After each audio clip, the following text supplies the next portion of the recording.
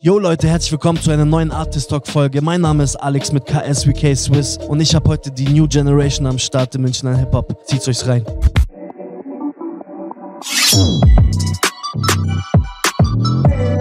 Ich komm gerade Flacker trainieren, geht zu der Bitch, aber sie will meinen Schwanz massiert. Kaum bin ich fett, wie sie Geld kassieren, sie bekommt eine Watsch wie ihre Manieren. Sie ist geblieben, er schrammt in einer anderen Liebe, nix auf um 6:30. Baby, sie schnappe mich nochmal lieben, Ei auf die Nase, ich erkläre die Lage. Herzlich willkommen, Munich Connect. NJ, Mulatto und Mello. Wie geht's euch? Seid ihr gut angekommen? Ja, auf jeden Fall. Man kennt sich hier aus. Die erste Frage gleich mal direkt. Heute geht's ja eher mehr um dich, NJ. Wie bist du zu Hip-Hop gekommen? Hip-Hop begleitet mich eigentlich schon mein ganzes Leben. Aber ich kenne natürlich Hip-Hop eigentlich schon aus meiner jüngeren Zeit, aus Berlin, so Hinterhofmusik, auch Straßenmusik. Und so, jetzt seit einem Jahr mache ich eigene Musik. Und ja, jetzt schauen wir mal. Okay, und du bist sozusagen der Kopf von Munich Connect, stimmt das? Genau, Munich Connect Records. Ich habe mein eigenes Label, habe ich aufgebaut. Das sind meine 2 Künstler von 3. Ich habe noch einen, Mulatto und Mello. Und ja, die werden in Zukunft das Aushängeschild von uns sein. Und da bin ich ziemlich sicher. Das sind auch sehr junge Künstler, ne? Das ist das, wo ich auch, ich kenne viele Künstler, die älter sind, die auch gefragt haben, hey, kann ich zu dir kommen in dein Label? Da habe ich gesagt, nein. Ich suche junge Leute, die ein bisschen Ambition haben, die Power noch haben, und das bringen die 2 auf jeden Fall mit. Nice. Ich habe mal so ein bisschen, davor schon ein bisschen mit dir diskutiert. Deine ursprünglich, also du kommst ja eigentlich gar nicht so aus München. Ich bin hier zwar groß geworden, aber so meine Anfangszeit, so bin ich in Berlin groß geworden, bis 8, 9 Jahren. Und dort war ich, und da habe ich natürlich auch Musik wirklich anders kennenlernen dürfen, als hier in München. Bist du dann auch oft in Berlin oder auf jeden Fall. Lebst du jetzt einfach nur in München und sagst? Auf jeden Fall. Ich versuche echt jedes Jahr runter zu gehen. Hast du Verwandte dort? Ja, ich habe Familie. Meine Oma, die hat dort noch ein Haus. Meine Tante, meine Cousins, alle leben unten in Berlin.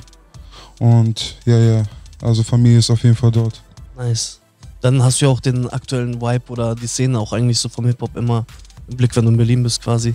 Ja, Berlin ist so der Trendsetter, so was Musik angeht. Natürlich auch Frankfurt, Hamburg. Aber ich denke, so Trendsetter Nummer 1 in Deutschland ist Berlin. Auch diese Richtung, was wir alle machen, Straßenmusik, so was die Mello macht, dieses, also komplett alles, das ganze Paket, das kommt alles aus Berlin, ja. Wie nimmst du das auf, wenn du jetzt die Rap-Szene so hier in München anschaust? Generell die Rap-Szene in München, die ist zwar stark, aber die ist halt immer, was ich auch schon gesagt habe, man versucht nicht jemand Eigenes zu sein, man versucht immer jemand aus Berlin zu sein, aus Hamburg, aus Frankfurt. Die Ruhr kennt man vielleicht aus München, die wird wahrscheinlich auch in Zukunft ein Gesicht für München sein, aber es wird echt schwierig für jeden Münchner Rapper groß rauszukommen, weil einfach München nicht so gerne gesehen wird. Wir sind eher diese Bonzenstadt und nicht diese multikulturelle Stadt, so wie wir eigentlich sind. Aber ja, schauen wir mal, was München so rausbringt. Findest du, dass die Münchner auch wegen dieser Bonzenstadt auch so mit Image zu kämpfen haben oder es auch schwieriger haben im Game als andere Städte? Ich sag mal so, München macht sich selber schwierig. In Berlin ist es so, wenn du einen Freund hast, dieser Freund wird supported einfach. Man supportet jeden Kollegen, der Musik macht, ob Scheiß anhört oder nicht. Man supportet ihn. Und hier in München, du kannst gut sein, aber man supportet dich nicht. Das ist ja so, das habe ich schon öfters gehört, dass da man eher so gegenseitig, ja, genau, so jeder für sich. Man versucht hier, in Berlin zum Beispiel gibt es so gar keine Gruppen, so wie ich weiß. Die sind wirklich alle, die ziehen alle an einen Strang. Und wir in München, wir versuchen so eher immer eine Clique zu sein. Oder wir sind die. Und das kämpft halt immer gegeneinander, anstatt miteinander. Und ich denke aber auf jeden Fall, in München kommen noch viele groß raus. Wie groß sie rauskommen, das sehen wir dann. Findet ihr, dass ihr mit dem Image zu kämpfen habt als Münchner Rapper so? Also, oder dass ihr als Münchner Künstler es schwieriger habt, euch zu behaupten in der Szene? Auf jeden Fall. wir in München, wir sind nicht so Straße wie andere große Städte in Deutschland. Aber wir werden auf jeden Fall was zerreißen, auch in Zukunft. Ich bin mir auf jeden Fall sicher. Ich kann nur von mir und von meinen Künstlern reden. Ich weiß, dass wir Künstler haben, die das Potenzial haben, groß rauszukommen, auch ein Gesicht haben, um zu verkaufen. Was meine Künstler selber daraus machen, das ist natürlich in ihren eigenen Händen. Aber ich denke, mit dem Image werden wir, oder jeder Rapper, jeder Künstler, jeder Sänger wird dieses Image nicht los. Aber man sollte vielleicht in Zukunft auch dieses Image einfach beiseite legen. Einfach trotzdem machen, einfach Power geben. Und quasi sich selbst sein. Ja, Also man sei du selbst. Schau mal, wenn du einfach deine Musik machst, dann ist es scheißegal, woher du kommst. Ja. Verstehst du? Ja. Du kannst schwarz, du kannst weiß, du kannst grün sein, ist es scheißegal, wo du herkommst. Wenn du gute Musik rausbringst, dann hören sich das auch Berliner an, Frankfurter, Hamburger. Ich habe zum Beispiel, was mich angeht, meine Musik, ich habe viel Props so von Frankfurt oder Hamburg bekommen. So, was sie gesagt haben, hey, diese Musik haben wir gar nicht hier drüben. Aber ich finde es geil. So in Berlin habe ich so meine Verwandte, die zeigen es halt jedem. Von denen habe ich auch viel gehört. Hey, finde ich geil und so. Aber trotzdem immer dieses Image Münchner, das kann gar nicht so gut sein. Das müssen wir einfach beiseite legen. Auf jeden Fall. Ich finde es auch cool, dass ihr auch alle unterschiedliche Styles habt, so. Oder dass bei vielen Gruppierungen siehst du immer, dass irgendwie so ein leichter Zwang ist, alles gleich zu machen oder auf dieselbe Schiene zu fahren. Und es finde ich schön, dass bei euch jeder sich einfach so entfalten kann, wie man möchte. Du hast vorhin zum Beispiel erwähnt, dass bei dir haben die Künstler Vorrang. Also, und ihr zwei kommt ja aus München, ne? Und wie findet ihr das so? Also habt ihr denselben Andrang, so nach vorne was zu reißen in der Zukunft, oder denkt ihr auch, dass ihr Schwierigkeiten haben werdet also mit der? Ich denke, das wird auf jeden Fall ein langer Weg sein und auch ein steiniger Weg. Aber wenn wir zusammen als Munich Connect einfach weitermachen, dann gibt es nichts, was uns aufhält. Auf jeden Fall. Und wir machen weiter. Mulatto? Ja, ich bin mir sicher, wir werden in nächster Zeit auf jeden Fall Powerbretter raushauen. Weißt du, natürlich, wir haben auch ein Image, ein bisschen hochnäsig zu sein. Und das sollten wir auch, vielleicht auch, diese Karte sollten wir spielen. Aber da muss ich ganz ehrlich sagen, passt zu dem München Image. Also, so, da kann man wirklich sagen, man ist sich selbst, so, weißt du, weil man ist ja auch in München etwas, wie sagt man, nicht ein Tick arroganter, sondern selbstbewusster. Aber auch perfektionistisch. Richtig. Schau mal, Fall, ja. Diese Hochnäsigkeit, dieses Image, wir haben ja ein Image. Und dieses Image heißt ja nicht nur Bonzenstadt, sondern es ist ja weit gefächert. So, weißt du, Hochnäsigkeit, teure Mieten und so ein Schmarrn. Weißt du, was ich meine? Warum dürfen wir das auch nicht nach außen tragen? So, aber trotzdem sollten wir, wenn wir Musik machen, sollten wir nicht sagen, hey, wir kommen aus München, so, wir sind die Bonzen, weil sowas kommt einfach nicht aufs Strat, also auf Straße, kommt es nicht gut an. Das ist auch nicht authentisch. Das ist null authentisch. Man muss ja auch nicht sich den Bonzen geben, nur um authentisch zu sein oder auch arrogant zu wirken, weißt du? Schau mal, das, was ich auch im Vornherein vor dem Interview gesagt habe, man muss aber auch man muss sich 15 Stunden auf der Straße chillen, um ein Gangster zu sein. Verstehst du? Viele große Künstler aus Amerika, wie Dr. Dre, 50 Cent und so, die haben alle klein angefangen, auch auf Straße, aber die haben sich weiterentwickelt. Ich sehe heute Rapper, die sind 30, die stehen immer noch auf Straße, so mit Package, und versuchen so ihr Image zu bewahren, so ihr eigenes Image. Und das was ich keinen von meinen Künstlern raten werde. Und ich habe auch hier immer beide beim Vorstellungsgespräch bei mir, oder wo wir zusammengesessen sind, habe ich gesagt, wie schaut's aus mit Arbeit? Weil das ist einfach so, wir haben ein Image, aber trotzdem, was ist, wenn Musik nicht läuft? Was ist danach? Immer Plan B haben, immer Plan B. Dein Plan A sollte nicht Musik sein. Dein Plan A sollte erstmal die Arbeit sein. Ich stehe jeden Tag um 5 Uhr auf, gehe von 6 bis 15 oder 16 Uhr arbeiten, verstehst du? Und trotzdem kann ich doch ein Gangster sein. So, weißt du, man muss nicht ein Gangster sein. Safe, natürlich. Viele Eminem hat ja in Schnellrestaurants gearbeitet. Ja.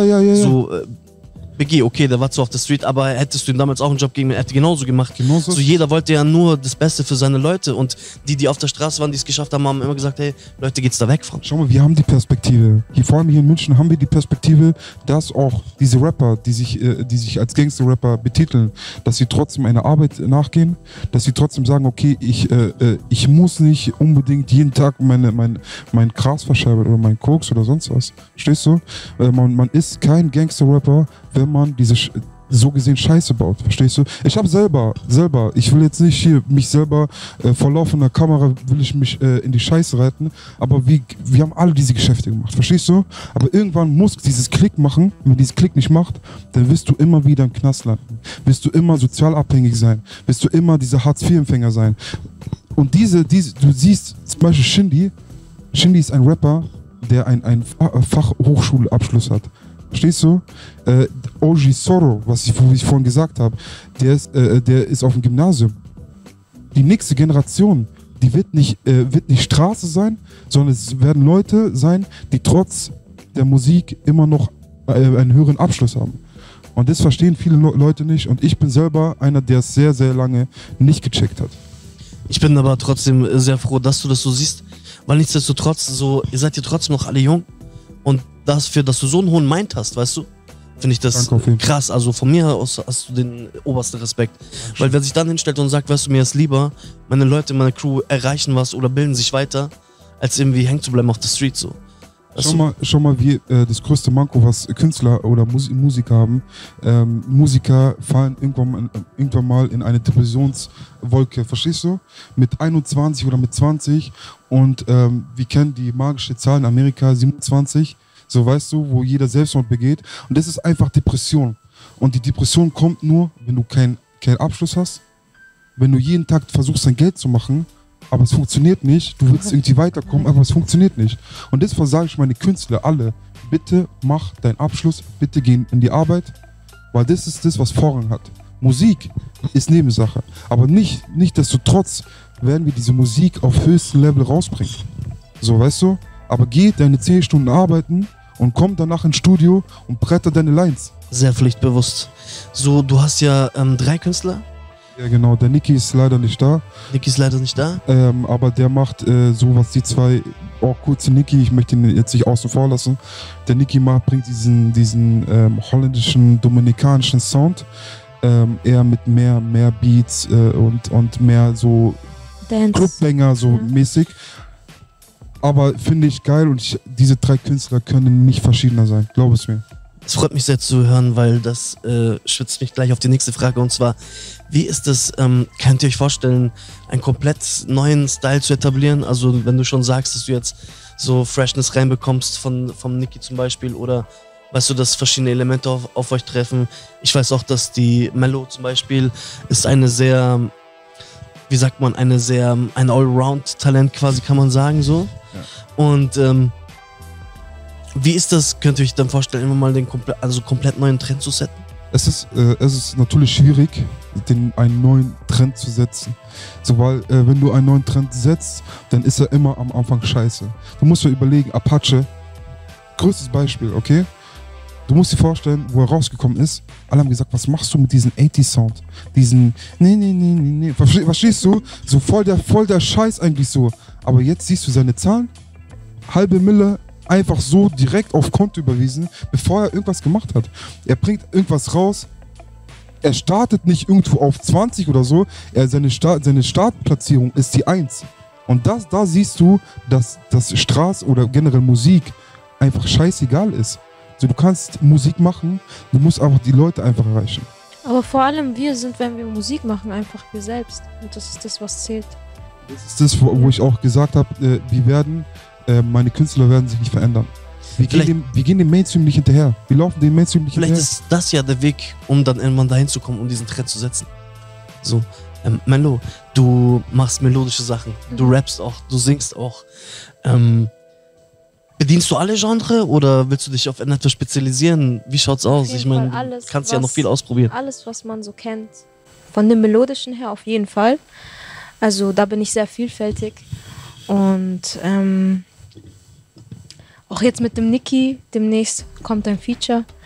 Und ich würde einfach sagen, macht euch gefasst auf So, das ist so, was kommt. was ziemlich exklusiv ist.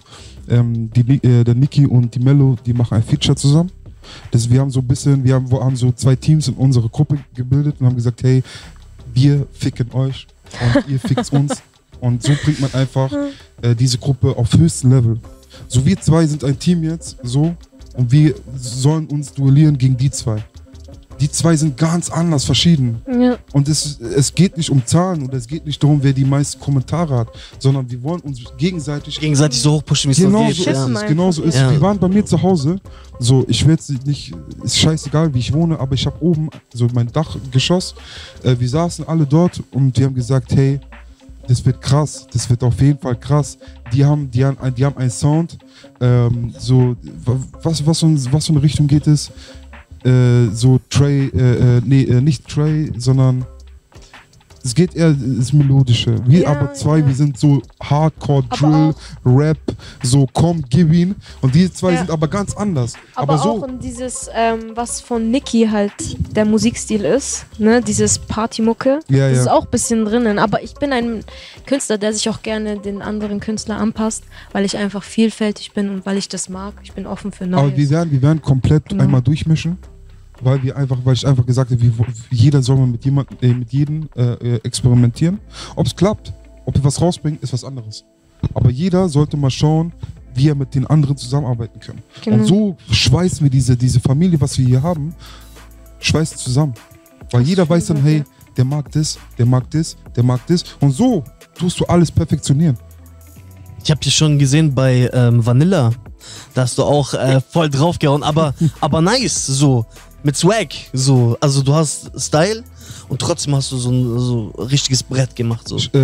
Ich muss zu Vanilla ganz kurz sagen, Vanilla ist so ein Home-Studio-Abklatsch gewesen, so gar nicht mit Mix-Mastering, so. Das Video sollte so einige Sachen noch rausholen.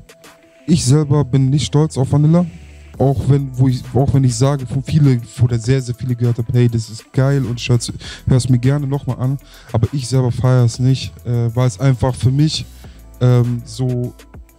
ich war zu voreilig. Ich hätte ein bisschen warten sollen, ich hätte auch ein bisschen vielleicht noch feiner machen müssen, mehr vielleicht ausbessern, aber ich bin glücklich, dass ich es einfach gemacht habe, aber ich bin nicht glücklich darüber, wie es dann geendet ist. Ja, ich glaube, das ist auch zum Erfahrungswert zählt. Also, guck mal, wenn du den Fehler jetzt nicht machst, dann machst du den irgendwann später. Und weil du den jetzt gemacht hast, kommst du ja nochmal 2 Level voran. So. Und ich sag dir ganz ehrlich, so wie ich das gehört habe, ich muss sagen, ich habe das natürlich auch rausgehört, dass der Mixmaster der Master nicht vorhanden war oder der Mix auch nicht so. Aber die Vorstellung allein, dass du das einmal zu Mastern bringst. Ich meine, es ist ja nicht zu spät. Du kannst jederzeit diesen Song nehmen, ihn zu Mastern bringen. Und ich schwöre, danach wird er sich wie ein Überbrett anhören. Also für mich. Schau, Vanilla hat auch, ich habe gar keinen Content geschalten, so werbungmäßig, habe ich gar nichts gemacht. So, es lag einfach auch wegen meinem Manager damals. Aber vielleicht eine andere oder deine nächste Frage, vielleicht auch mit Manager. Da wollte ich gerade sagen, ihr seid ja Munich Connect, steckt hinter euch ein Management oder macht ihr das alles alleine? Also alles läuft über diese Familie, wir machen alles selber. Natürlich, wir können auch in Zukunft viele Sachen abgeben, aber wir versuchen natürlich so viel wie möglich selber zu machen, einfach um erstmal die Teamfähigkeit zu sehen, was wir zusammen alles können und was wir nicht können, das geben wir gerne. Hast du schon andere Erfahrungen gehabt mit Managern? Ja, habe ich. Oh, das hört sich schon so. Management, ich kann jeden, ich sage jetzt mal direkt in die Kamera, ich sage jeden Rapper und jeden Künstler, der neu sich etablieren möchte in Deutschland, fallt nicht auf diese 0815, ich habe keinen Schulabschlussmanager rein. So, ich erzähle dir von dem ersten Manager, der erste Manager war in dem Alter wie die 2, so Anfang 20, studiert es gerade, so Musikmanagement und so ein Scheiß und hat mich so eher wie als Experiment so gebraucht, so weißt du, aber hat nichts gemacht. Wie meinst du das Experiment?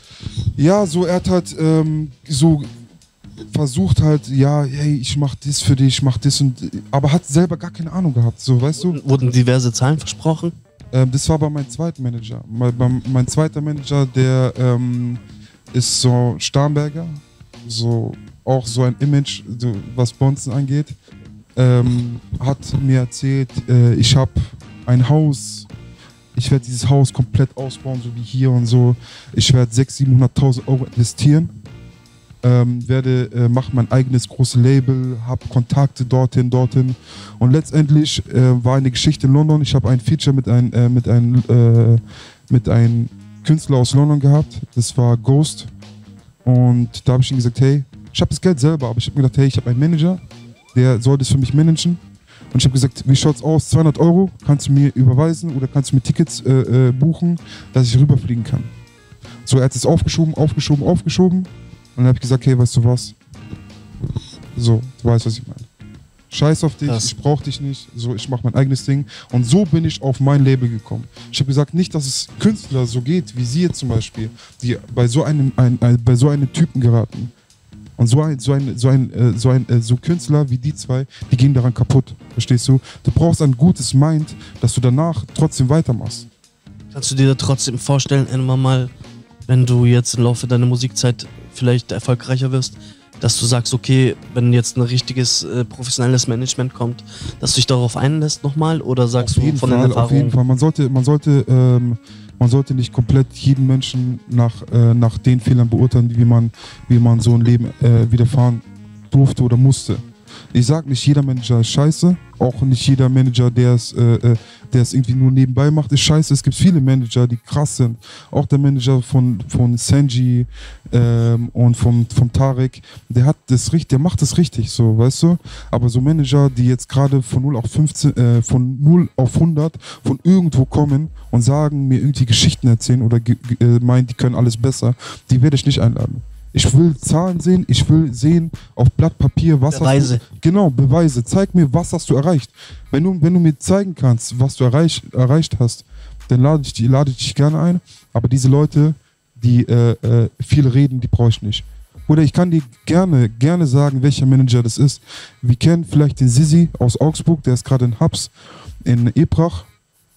Auf jeden Fall der Manager, der Ben aus Starnberg. Ich sag das direkt, so einfach für jeden Künstler, weil er viele Künstler aus München, er hat den This is Jay, kennst du den? Welchen? Den halbschwarzen This is Jay, den wollte er unter Vertrag nehmen. Er wollte Gatti unter Vertrag nehmen. So, weißt du? Aber er hat alle enttäuscht. Und sowas ist echt schwierig, danach aus einem Loch wieder rauszukommen, weil man vertraut einfach keinen Menschen mehr. Verstehst du? Vor allem auch, dass man sich danach auch mal wieder einlässt auf jemanden, weißt du? Auf jeden Fall. Du bist ja dann richtig so vorbelastet. Ich meine, ich finde dein Mindset krass, weil du bist ziemlich stabil, so. Dankeschön. Für das, wahrscheinlich kommt es auch, weil du aus Berlin kommst. Da ist man ein bisschen gestandener vielleicht so. Ein bisschen mehr, da nimmt man ein bisschen mehr Robustigkeit mit, weißt du, so fürs Game. Ja, ich sag mal so, das Game ist einfach schmutzig. Man muss einfach nur wissen, wie man damit spielt. Man sollte, so, ich habe die Erfahrung selber erst hier widerfahren müssen, weißt du, musste diese Erfahrung erst hier machen. Aber trotzdem kann ich nur sagen, nimmst diese 0815, ich habe keinen Schulabschluss Manager, nicht an. Macht's euer eigenes Ding und irgendeiner kommt. Ich sag dir auch, ich habe ein Angebot von einem Major-Label bekommen, bevor ich irgendwelche Zahlen beweisen konnte. Ich möchte jetzt nicht sagen, welches Label, aber ich habe ein Major-Label-Deal bekommen, ohne Riesengehalt natürlich, weil ich nichts beweisen konnte. Aber die haben gesehen, ich kann mich verkaufen. So. Und er hat mir immer abgeraten, hat gesagt, nein, glaub mir, die sind scheiße und die machen nichts. Die können, so hat auch gesagt, ich habe da jemanden, der hat es auch gehabt. So, und letztendlich habe ich erfahren, der hat einen Scheiß gehabt. Er hat niemanden gehabt. Er wollte mir einfach nur schlecht reden, dass ich es nicht mache. Weil so gesehen ist er dann nichts. Ich gehe dann von ihm weg und bin weg. Ja. Da kommen wir wieder auf das, dass die Leute dich vielleicht nicht schlecht machen wollen, sondern dass sie dir einfach nichts Gutes. München ist einfach krass einfach mit diesem, ich supporte niemanden. Ich supporte nur, es ist zwiegespalten. Es gibt Leute, die sagen, hey, ich lutsch mich komplett bei jedem Rapper durch, so dass ich den Content von jedem bekomme. Und dann gibt es die Leute, die sagen, hey, ich supporte nicht den Besten, weil ich Angst habe, dass dieser Beste besser sein könnte wie ich. Verstehst du? Aber es macht gar keinen Sinn. So weißt du, du solltest die Leute supporten, wo du selber den Mind hast oder vielleicht das Interesse hast, dass der groß rauskommt. Aber sowas gibt's nicht. Ich glaube, dass es nicht mehr Interesse halber ist. Ich glaube eher, dass, wie gesagt, also da hatte ich auch ein Gespräch mit B, dass es sich nach Klicks und nach Erfolgsorientierung so ein bisschen in die Richtung geht. Klicks ist so eine kleine Fake-Bitch hier in München. Was hält ihr von Klicks? Ich habe erst gestern, ich sag's einfach jetzt mal so in die Kamera. Es gibt 2 Münchner Rapper. So, ich kenne die persönlich. Einen kenne ich persönlich. Vorgeschichte, scheißegal, aber ich kenne ihn persönlich. Es gibt eine Seite, die heißt Munich Fake Followers, Bastards, irgendwie so, oder Fickklicks oder irgendwie sowas. Und da sieht man klar, deutlich, die hatten 10 oder 6 Abonnenten und hatten aber nach 4 Minuten 2000 Klicks. So, jetzt sag mir mal, wie hast du deine Werbung geschalten, dass du in 4 oder in 10 Minuten 2000 Klicks hast? Unglaublich. Es funktioniert nicht. Natürlich, wenn du Werbung schaltest, dann kommen deine Zahlen nach der Zeit. Aber du kannst mir nicht sagen, dass du 4000 oder 2000 Klicks hast, nach 4 Minuten, bei 6 Abonnenten, bei 10 Likes. Was ist denn los? Da habe ich auch schon andere Fake-Leute gesehen, die haben das ein bisschen besser gemacht. So. Der Sisi aus Augsburg, der ist auch so an diese Fake-Klicks und so. Seine Seite, so sein Account. Ich weiß, man kann ja auch viel sagen, weißt du. Es gibt Leute, die sagen, okay, ich hab da ein bisschen was verändert, so auch gekauft. Und dann gibt es die Leute, die sagen, Werbung geschalten oder es hat für mir jemand gekauft. Ich wollte es nicht. Ja, aber darum merkst du einfach, er ist nicht mehr zu sich selber treu, verstehst du? Das sind die wenigsten. Die wenigsten sagen, schau mal, die wenigsten oder die meisten dort in dieser Fake-Klicks-Geschichte, die denken wirklich, die haben 160.000 Klicks. Die glauben auch, weißt du, so mehr du dir das einredest, so mehr glaubst du dir auch selber. Aber das bleibt alles fake. Und letztendlich siehst du die Zahlen, die wahren Zahlen, siehst du am Ende. Wenn jemand nach einer Woche 160.000 Klicks hat, dann müsste er normalerweise eine Chartplatzierung bei YouTube haben. Ja, hat aber keiner. Warum nicht? Weil alles gekauft ist. So, und an jeden, der Fake-Klicks macht, bitte mach es besser. Sodass es einfach keiner checkt. Und wenn du es machst, dann steh dazu, sag, hey, ich habe so geschaut, wie man das vielleicht so, das heißt ja, fake it till you make it in Amerika, aber es funktioniert nicht. Da bin ich genau derselben Meinung. So. Wie ist es mit euch? Fühlt ihr euch wohl bei NJ, bei Munich Connect oder so? Das müssen die sagen, das habe ich davor gesagt. Nein, das erste Gespräch, das Vorstellungsgespräch, das war schon echt krass. Also er hat mir schon direkt gesagt so, ja, wenn du das ernst meinst, dann mach es. Wenn du das wirklich ernst meinst, dann mach es. Hattest du Zweifel? Nein. Direkt, wo ich ihn gesehen habe, ich habe gemerkt, er meint das wirklich ernst. Schau, das nächste ist einfach, ich habe die nicht irgendwo hinbestellt zum Döner essen oder so. Ich habe gesagt, komm zu mir nach Hause. Komm zu mir nach Hause, dass du siehst, ich mein's ernst. Ich will dich nicht abziehen oder ich will nicht von dir profitieren. Also hast du die Karten direkt auf den Tisch gelegt? Direkt. Ihr Bruder ist gekommen, ich kenne den Bruder.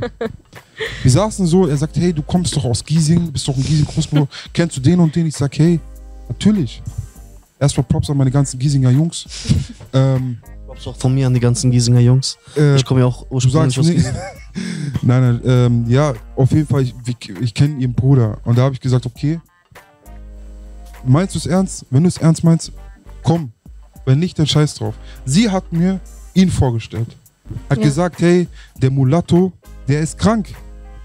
Und ich habe gesagt, hey, diese Kilos Verschiebos um die Ecke mag ich nicht. Aber dann hat er mir was rübergeschickt, so von zu Hause selber gemixmastert oder nicht mal, aber nur aufgenommen. Krank. Mulatto wollte auch noch, glaube ich, einen Freestyle nachher. Bitte, gib oder gleich kicken so. Ein Freestyle. Erst der von lyrisch vielleicht nicht so on top, aber er hat diese Stimme, diese Power und er bringt München auf jeden Fall auf die Karte. Plus, was ich sagen muss, also ganz großen Respekt, 17 Jahre alt. Ja, 17 Jahre alt. Mello? Ich werde 18 Sie wird jetzt 18. Krass, genau. krass. Am Samstag, gratuliert mir alle. Hey. Am Samstag, ja. Ich hab dir schon ein kleines... Boah, ich hätte es mitnehmen sollen. Scheiße, ich habe ein krasses Geschenk für sie. Ich möchte es natürlich jetzt nicht einfach sagen, aber Das bekommt auf jeden Fall jeder von meiner Gruppe. Gespannt. Nice. Ich bin mega gespannt, was uns noch erwartet. So, ihr habt eine krasse Ausstrahlung. So, ich bin mega gespannt und ich werde es auch verfolgen, was da abgeht. Und genau, noch zur letzten Frage: Corona-Time. So, wie hat euch das getroffen? Wurdet ihr beeinflusst? Ich wurde auf jeden Fall letztes Jahr beeinflusst. Hat irgendwas musikalisch, gestoppt? nein, musikalisch nur. Arbeitmäßig, ich bin Elektriker, kann ich auch so sagen, warum nicht? Ich bin Elektriker, Handwerk ist in Bayern, wird immer sein.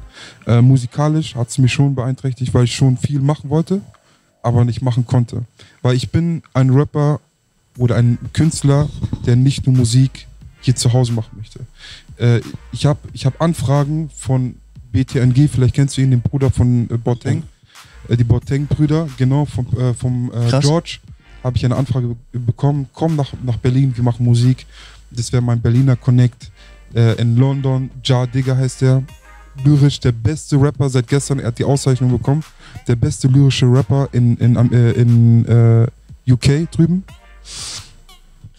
Aber Corona hat schon viel zerstört, so was musikalisch angeht. Aber ich habe gesagt, es ist nicht vorbei. So. Corona hält uns nicht auf. Nein, überhaupt nicht. Überhaupt nicht. Hat euch das musikalisch kurz einen Stopp gegeben oder konntet ihr? Mir auf jeden Fall. Weil ich war einfach so, ich habe was angefangen, habe dann aber keine Idee weiter gehabt, weil ich mir gedacht habe, okay, ich kann das, was ich rappe, nicht auf Leinwand bringen, so ungefähr, weißt du? Ich kann das nicht filmen. So, Ich verstehe genau, da das Gefühl, nicht die komplette Freiheit zu besitzen. Genau, schränkt ja, einen genau. Kopf auch ein. Ich hab zum Beispiel Ghost, wollte ich einfach so mit 40, 50 Leute in UK drehen. Und es funktioniert einfach nicht. Vor allem jetzt nicht. Jetzt kommt noch diese mutierte Version von Corona und die UK ist zu. Der Ja Digga, der hat mir gesagt, komm einfach, sobald du Zeit hast, genauso wie BTNG. Loco Ben hat mir auch angeboten, komm vorbei, wenn du kannst. Aber es gibt sehr, sehr viele Künstler, die viel reden, aber wenig machen. Vor allem diese Zeit ist es einfach wichtig, dass du trotzdem weitermachst. Das gebe ich auch meinen Künstlern weiter, dass wir zwar in einer schwierigen Phase sind, auch so niemanden auf Bühne bringen können. Verstehst du? Das ist für einen Künstler, glaube ich, das Wichtigste, ihn auf die Bühne zu bringen. So, das ist natürlich auch von jedem das Ziel. Aber wenn du zum Beispiel, man startet mit kleinen Bühnenauftritten, erst mit 40 Leuten, dann mit 100 Leuten, dann mit 1000, so, aber das kannst du gar nicht bringen. So, das heißt, dieses Management in diese Richtung fällt voll ins Wasser. Das heißt, wir können nur in sozialen Network können wir diese Leute an Mann bringen. Und das versuchen wir auch in Zukunft. Nice. Zum Abschlusswort des Tages. So, jetzt bin ich noch mega gespannt auf einen nicen 16 oder paar Bars von Mulatto. Auf jeden Fall. Digga, wenn du willst, hau rein, mach dir Beats, wenn du möchtest. Ja, mach den Beat. Ich mein Handy in Gerne, natürlich. Apropos, der erste ist exklusiv eigentlich. Der erste Rapper, der bei uns mal gefreestylt hat oder ein bisschen was gerappt hat. Gib Power. Ich könnte auch die Mello machen lassen, oder ich könnte auch beide machen lassen. Was zum Trinken? Nimm doch von mir. Corona-Time, weißt du? Oh, morgen ist Corona. Nee, ich halte mich noch bedeckt. Das ist nicht schlecht, weil da wird viel Ich bin sowieso sehr gespannt, also was als nächstes kommt. Also Mello, das... Hört man es gut? Ja, du musst denke, ja. am Mund, ja. Okay, check. Ich bin nachts immer high, weil das Leben mich beansprucht. Klär mal den Streit, doch dann brauchst du Polizeischutz. Wenn ich rein muss, dann wegen einem Schuss. Scheiß auf das Geld, Patte fließt so wie Einfluss. Skimaske an und die Glock in die Jeans. Klapp, Handy auf Sturm, kriminell aus Prinzip. Bleib ein Dealer, Achi, wegen lila Manli. Und ich fick auf dein Team, meine Jungs sind stabil. Ich bleib München 4-0er, was für ne Dunja. Junkies am Spritzen und Kopf sind am Rumfahren. Dumm, Mann, weil arme Menschen verhungern. Doch der Staat vergibt Geld zum Abhören von Nummern. Bratte, wir wissen, es läuft. Ich komm zu spät nach Hause, meine Mutter ist enttäuscht. Tut mir leid, Mama, denn ich mach es nur für euch. Batzen in der Tasche, in den Eiern ist das Zeug. Nice. Auf jeden Fall. Munich Leute, Connect. Einfach krank. Einfach krank. An der Stelle, vielen Dank, dass ihr heute meine Gäste gewesen seid. Auf jeden Fall. Ich danke dir, dass du uns eingeladen hast. Danke, Oder auf jeden generell? Fall. Sehr gerne und ich würde euch sofort, sobald ihr was draußen habt, vor allem die Jüngeren, euch gerne nochmal einladen. So vielleicht mal mit Mello oder Lieben gerne, mit lieben Mulatto. Safe. Und Willkommen auf jeden an der Fall. Stelle vielen Dank, dass ihr meine Gäste seid. Danke. Peace.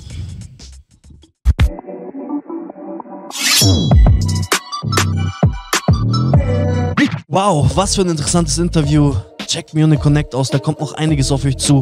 Und was Soundstar Studios angeht, liked, comment and share. Peace.